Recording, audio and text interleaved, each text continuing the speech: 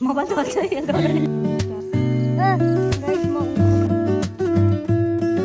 हाम्रोमा त sugar can पनि रहेछ उखु कस्तो राम्रो रेड डलर गाइस म उखु खानु भाग्दैछु कि तर यहाँले कस्तो दामी रहेछ उखु अब यसलाई लगेर म चपचप पाएर खाने अनि यसलाई पखालेर त धान फलेको छ अरे कि धानबारीमा जाँदैछौँ क्या कस्तो मजाले धान फल्यो हाम्रो यहाँनिर धान हेर्नु न यस्तो दामी धान फलेको छ कि यस्तो दामी छ क्या अब पाक्ने बेला आउन लागिसक्यो यस्तो दामी फलेको कति धेरै फलेको कि यो धान त होइन कति धेरै फलेको फाइनली हामीले खान्छौँ नि साथीहरू धान चामल बनाएर यही है यहीँबाट खाने हो हामीले हुन त मोस्टली हामी नेपालीहरूलाई सबैलाई थाहा छ बाहिरको कन्ट्रीहरूलाई पनि थाहा छ कस्तो दामी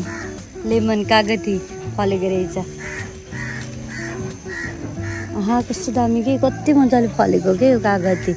अनि यहाँ यो बोतल गार्ड वाउ लौका कस्तो दामी फलेको छ कि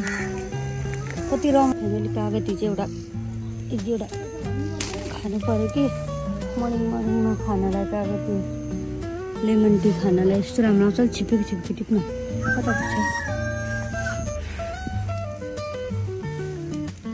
एउटा ढाकी चाहिँ लिएर आउनु पर्छ कि